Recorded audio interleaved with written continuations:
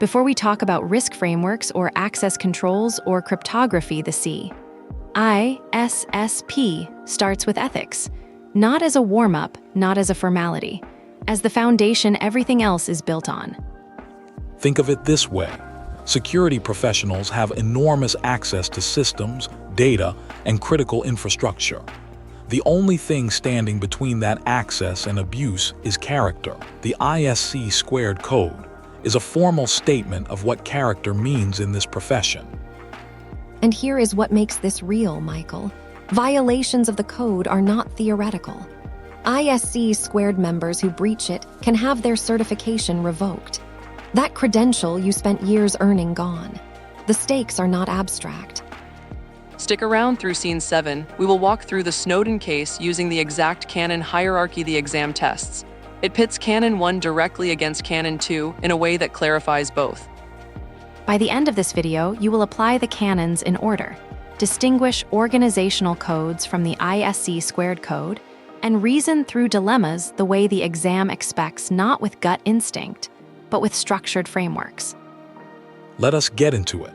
Scene 2 is the canons themselves and the memory trick that locks them in before we get to the scenarios.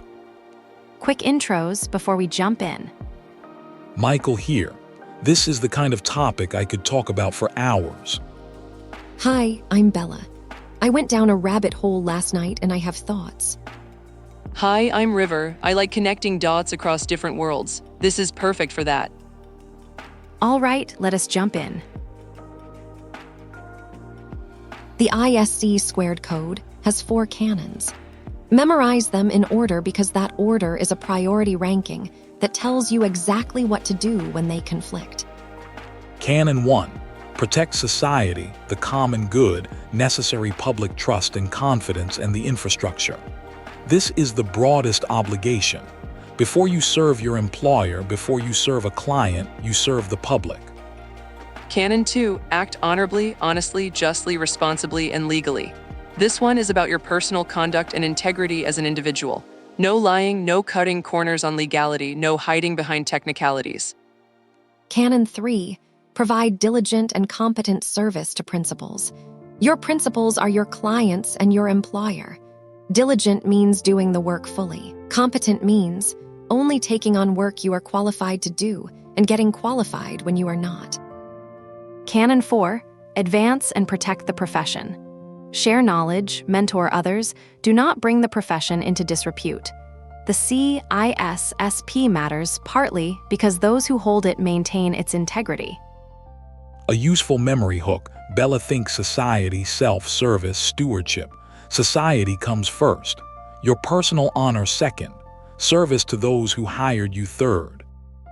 And stewardship of the profession last. That hierarchy is not decorative, it is load-bearing.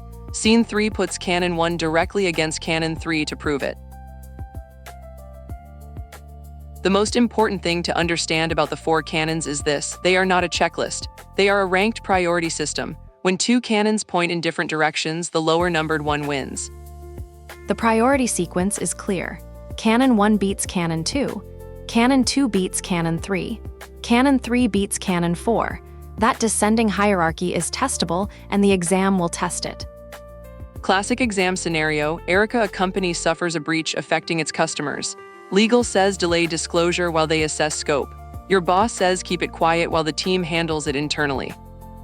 Canon 3 says serve your principal, that is your employer. Canon 1 says protect the public. What do you do, River? Canon 1 wins. The obligation to protect society and public trust outranks the obligation to serve your employer. This is not disloyalty, it is understanding that your employment exists within a larger ethical context. The CISSP exam will give you scenarios where following your employer's instructions feels like the safe, loyal answer. But the code ranks protecting society above serving your organization. If those conflict, you protect the public. Another example: your employer asks you to do work you are not qualified for a pen test on a live system you have never assessed. Canon 3 says provide competent service. If you are not competent, you say so. Accepting incompetent work violates the canon even if your boss disagrees. Most organizations have their own code of ethics or code of conduct. You have probably signed one. The question for the CISSP is, when your organizational code and the ISC2 code say different things, which governs? Think of it like a building code and a local ordinance, the stricter one applies. If your organizational code requires monthly vulnerability scans and the ISC2 code says nothing about scan frequency, follow your organization. They are not in conflict. But if your organization says something the ISC2 code prohibits, the ISC2 code wins. Organizational codes are internal compliance documents. They can be stronger than the ISC2 standard, but they cannot override it. The practical exam point, river if you hold the CISSP. Your professional obligations travel with you to every job. You do not check them at the door when you accept a new role. A company has its own rules, but those exist alongside your professional code, not above it. This also means you have an obligation to report ethical violations within your own organization. If a colleague holding the CISSP commits an act that violates the code, you are ethically bound to act. ISC2 provides a formal ethics complaint process for exactly this situation.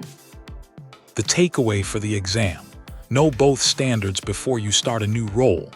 Know where they align, where they diverge, and what you will do if they ever pull in opposite directions. Your credential is not separable from your conduct. When you face an ethical decision in security, the canons are the starting point. Understanding why they are designed the way they are requires 3 philosophical frameworks that show up both on the CISSP and in real ethical reasoning. Utilitarian ethics says you should take the action that produces the greatest good for the people affected. Trace every consequence, weigh the outcomes, choose the one that maximizes total benefit. The problem with pure utilitarianism in security is that it can justify harm to individuals if the majority benefits. That is why security professionals cannot rely on it alone. Some obligations are not up for outcome calculations. Deontological ethics rooted in Kant's work says your actions must follow universal moral rules regardless of outcome. If lying is wrong, it is wrong even when a lie would produce a better result. Your duty is to act correctly, not to engineer results. This is the framework most aligned with the ISC2 code. The canons are rules you follow because they are right, not because they happen to be useful in a particular situation. That is deontological design. Virtue ethics asks a different question. Not what is the right rule, and not what produces the outcome, but what would a person of excellent character do? Aristotle called this practical wisdom, applied to security. Would an honorable professional be proud of this decision? In practice, Bella, experienced security professionals blend all 3. You check the rules, you consider the consequences, and you ask whether someone you respect would be proud of the call. When all 3 frameworks agree, that is usually the right answer. For the exam, identify the ISC2 code itself as deontological. Rules-based, duty-driven, ordered by priority. That is the testable answer if asked which framework describes the code's design. Theory matters, but let us talk about what ethics looks like under real business pressure. That is where the code actually gets tested, not in quiet moments, but when a deadline is missed, a contract is at stake, or a senior leader asks you to bend a rule. Scenario 1, a company discovers a breach on a Friday before a major product launch Monday. Legal says delay disclosure while they assess scope. Marketing says going public now kills the launch. Canon 1 requires protecting society and public trust. If affected parties have a right to know, delay is not ethically neutral. You document your position, escalate to leadership, and follow reporting requirements even when it is inconvenient for the business. Scenario 2. A project manager asks you to skip a required security test on a production system because the client is pushing for delivery and the timeline is tight. Canon 3 requires competent and diligent service. Skipping a security test is the opposite of diligent. Scenario 3. A colleague asks you to sign off on a security assessment when you were not involved in the review. That is fraud.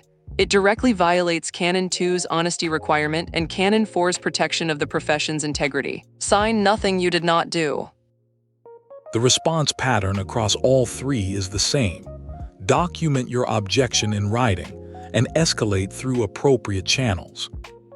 If the unethical path is taken anyway over your objection, you decide whether continued association is tenable. The code does not guarantee an easy career. It guarantees your integrity stays intact. The Snowden case is the most debated ethics scenario in modern cybersecurity, and it is tailor-made for the CISSP exam. In June 2013, Edward Snowden, an NSA contractor at Booz Allen Hamilton, leaked classified documents revealing mass surveillance programs. Apply Canon 2 first. Act honorably, honestly, justly, responsibly, and legally. Snowden violated a signed non-disclosure agreement and broke federal law. That is a clear Canon 2 failure. The code says act legally, no exception carved out for disagreement with the law. The Canon 1 counterargument is that the surveillance programs threatened society's right to privacy and undermined public trust in democratic institutions. If Canon 1 genuinely applied if public harm was real, does it override Canon 2? That is the ethical tension. Here is the exam framing, Michael. The canons do not endorse breaking the law to serve a higher principle. Canon 2 says act legally, and that constraint is explicit. The code envisions working through legitimate channels, whistleblower protections, inspector general offices, congressional oversight.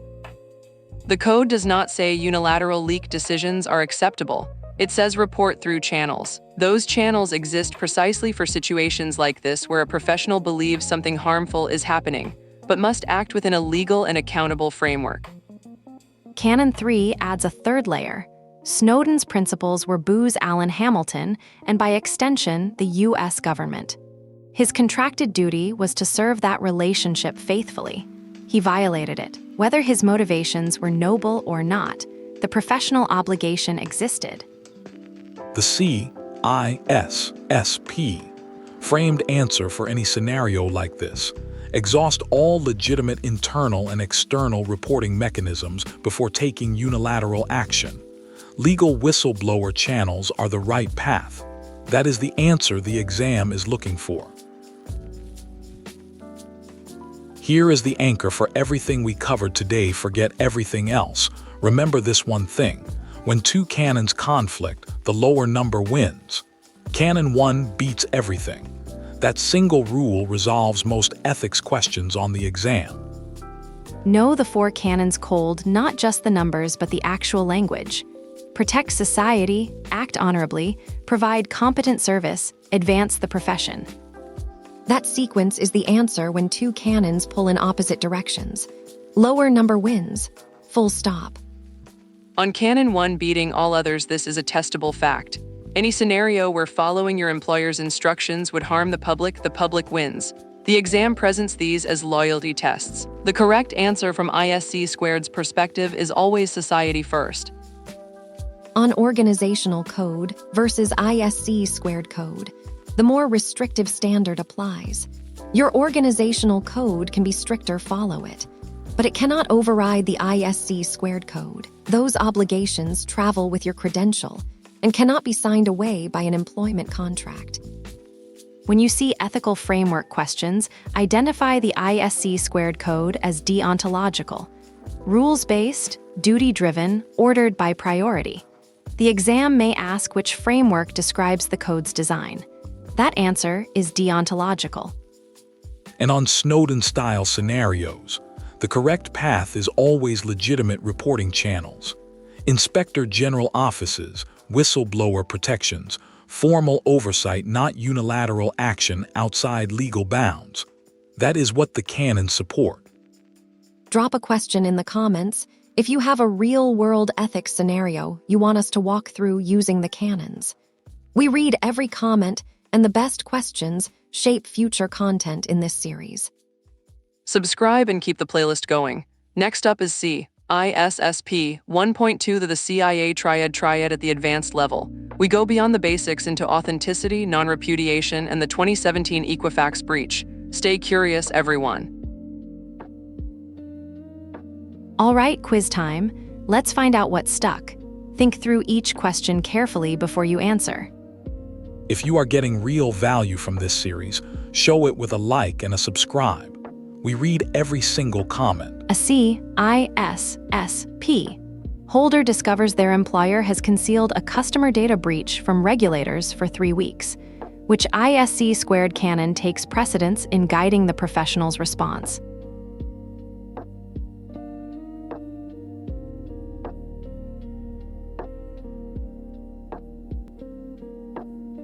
The correct answer is C.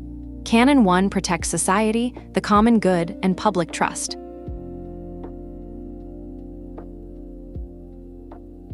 Which ethical framework most closely describes the design of the ISC2 Code of Professional Ethics and its 4 canons?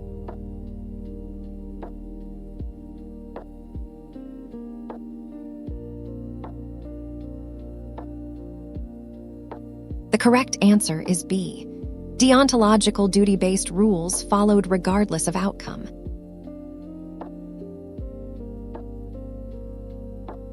A CISSP holder's organizational code requires monthly vulnerability scans. The ISC2 code does not specify scan frequency, which standard governs the professional's obligation.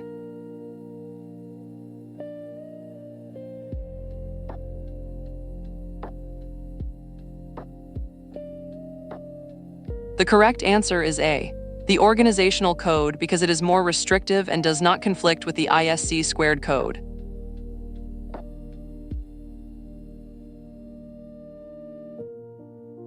Strong work on the quiz. Here is what we locked in today. The ISC2 Code of Professional Ethics has 4 canons in priority order: protect society, act honorably, provide competent service, advance the profession. When they conflict, the higher priority canon wins, and Canon 1 wins every time. Organizational codes and the ISC2 code coexist. The more restrictive standard applies in practice, but your organizational employer cannot override your professional obligations. Those obligations travel with your credential. The 3 ethical frameworks, utilitarian, deontological, virtue ethics, give you lenses for analyzing scenarios. The ISC2 code itself is deontological. Rules first, outcomes second, recognizing that framing makes framework questions much cleaner on the exam. The Snowden case showed us that even when a Canon 1 argument can be made, the code's preference is for legitimate channels, whistleblower protections, inspector general offices, formal reporting, not unilateral action outside legal bounds. Next up is C. ISSP 1.2, the CIA Triad at the advanced level. We go beyond the basics into authenticity, non-repudiation, and how the 2017 Equifax breach failed all 3 pillars simultaneously. Watch that next video now. Subscribe and keep the momentum going. Think in pictures and the answers follow. Professor Erica, signing off.